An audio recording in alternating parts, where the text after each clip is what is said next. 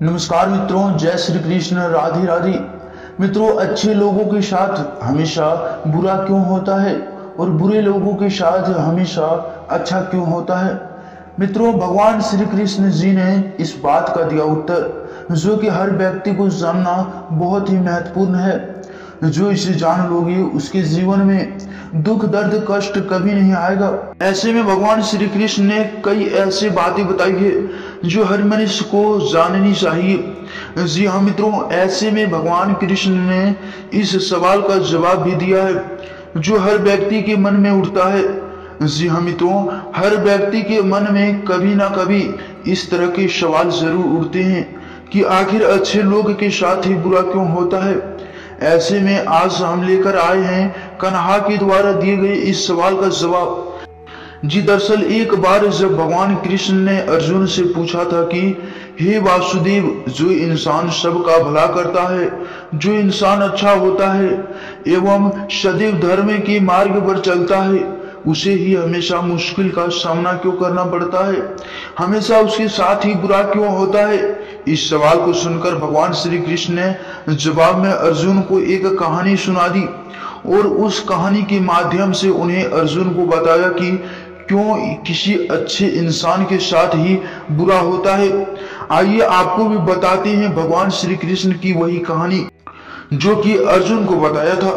तो आइए मित्रों, वीडियो को प्रारंभ करते हैं। उससे पहले मित्रों, जो भी भगवान भोलेनाथ और कृष्ण जी के भक्त हैं, कमेंट बॉक्स में जय भोलेनाथ और जय श्री कृष्ण राधे राधे अवश्य लिख दें। मित्रों, वीडियो को प्रारंभ करते हैं कहानी से। एक नगर में दो पुरुष रहते थे। पहला व्यापारी जो बहुत ही अच्छा इंसान था, धर्म और नीति का पालन करता था, भगवान की भक्ति करता था और मंदिर जाता था। वह सभी तरह के गलत कामों में से दूर रहता था। वही दूसरा व्यक्ति जो कि दृष्ट प्रवृत्ति का था, वो हमेशा ही अनियत की और अधर्म के काम करते थे। वो रोज मंदिर से पैसे और चप्पल चुराता था, झूठ बोलता था और नशा करता था। एक दिन उस नगर में तेज बारिश हो रही थी और मंदिर में कोई नहीं था। यह देखकर उस नीच व्यक्ति ने मंदिर के सारे पैसे चुरा लिए और पुजारी की नजरों से बचकर वहां से भाग आया। थोड़ा देर बाद जब वो व्यापारी दर्शन करने के उद्देश्य से मंदिर गया तो उस पर चोरी करने का इल्जाम लगाया गया। वहां मौजूद सभी लोग उसे भला बुरा कहने लगे। उसका खूब अपमान हुआ। जैसे तैसे वह व्यक्ति मंदिर से बाहर निकला और बाहर आते ही एक गाड़ी ने उसे टक्कर मार दी। वो व्यापारी बुरी तरह से चोटिल हो गया। उस व्यक्ति दृष्ट को एक नोटों से भरी पोटली हाथ लगी। इतना सारा धन देखकर वह दृष्ट खुशी से पागल हो गया और बोला कि आज तो मजा ही आ गया।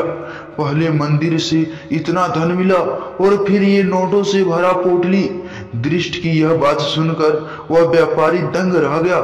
उसने घर जाते ही घर में मौजूद भगवान की सारी तस्वीरें निकाल दी और भगवान से नाराज होकर जीवन बिताने लगा।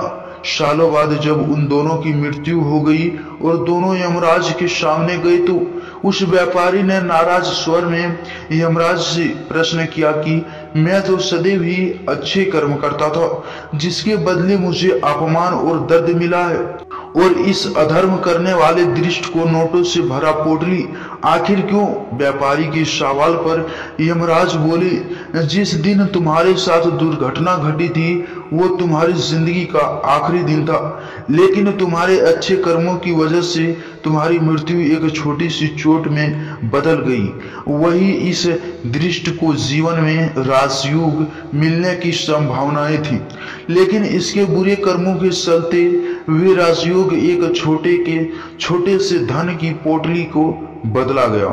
मित्रों, इस कहानी को सुनने के बाद श्री कृष्ण ने अर्जुन को समझाया कि भगवान हमें किस रूप में देते हैं इसको समझ पाना बहुत ही मुश्किल है, परंतु यह सत्य है कि भगवान हमेशा अच्छे और बुरे कर्मों का फल जरूर देते हैं। अतः व्यक्ति चाहिए कि जीवन में आने वाली परेशानियां घबराने नहीं चाहिए। घबराने की वजह और व्यक्ति का सदैव अच्छे कर्म करना चाहिए, क्योंकि उसका फल किसी न किसी रूप में जरूर मिलता है। विचार एक जल की तरह है मित्रों, आप उसमें गंदगी मिला दोगे तो वह नाला बन जाएगा, अगर उसमें सुगंधी मिला दोगे तो वह गंगा जल बन जाएगा।